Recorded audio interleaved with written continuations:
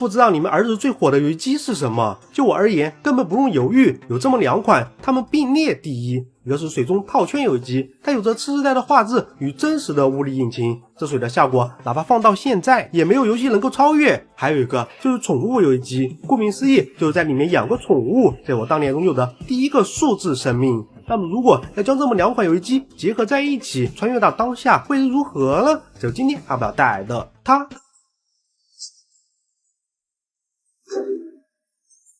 先看包装，花里胡哨的图案配上全英文介绍。根据以往的经验，妥妥的出口转内销。不过以 UP 主英文20级的水平，还是来研究一下。比斯水族箱，食品马斯特，加拿大的一个牌子，越南制造的，这还真是个洋玩意儿。直接拆开，除了本体就是说明书，比一枚硬币要厚，真的不环保，可以说是颇具收藏价值。主要看它的本体，跟个迷你小电视一样。巴掌大小，一手可握，颜色搭配也是招摇吉利。而这里面没有真正的水，只是用底儿搭了一个水世界。别说，还真的好奇它要怎么玩。同时它顶部还有一个把手，方便携带。就在我提起时，突然发现这有零件晃动的异响，我心里一惊，这玩意儿从国外漂洋过海到我手里，不会飘坏了吧？它是3.5号电池供电的，迫不及待开个机。好在没有问题，伴随着悦耳的音乐和一个币的破碎，2只不知道是什么鱼的宠物直接就游了出来。敲一敲屏幕，它还会主动上来打招呼。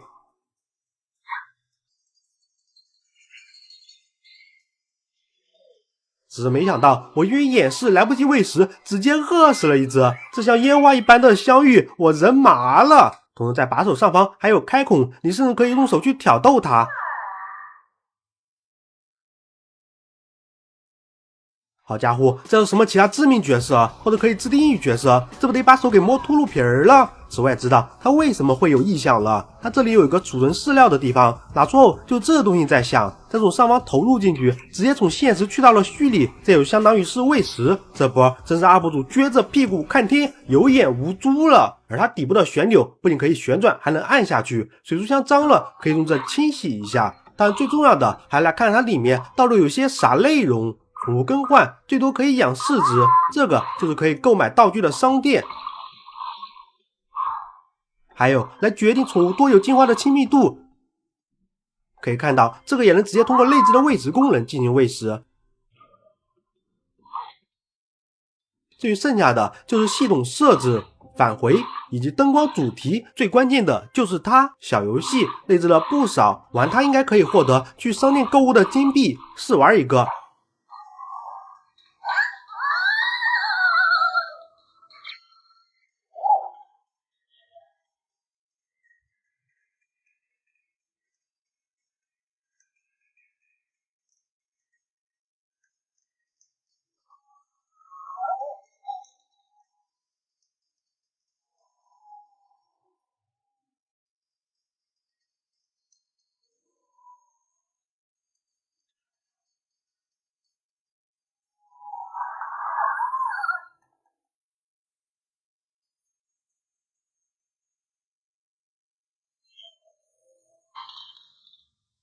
可以看到，这对于小朋友来说太过幼稚，但对于我这样的成年人，真的是出雨荨打滚，爽翻了。简单来说，这就是一个高级一点的宠物游戏机，互动玩法很有创意，画面是从上方投下来的，里面的宠物也有着进化和合体的玩法，跟宝可梦似的。它让我感受到以前玩这两游戏机的乐趣。水里世界海带小游戏对应了水中套圈游戏机，养鱼直接就是宠物游戏机的感觉，一鸡两吃。我似乎找回了过去的回忆，记得那时除了这两非常火的，还有一个也很好玩，但因为太贵了并没有普及。前些年一个朋友还送了一个给我，后来和朋友联系渐少，他也被我忘在柜子里吃灰，很久都没有打开。趁着这个机会带大家看一下，就是模拟驾驶的游戏机。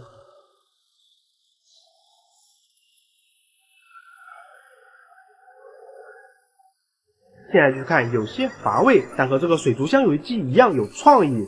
我操，这竟然没电了！看一下电池，这是啥？依兰山客三兰收敛，金梧桐树叶第五言。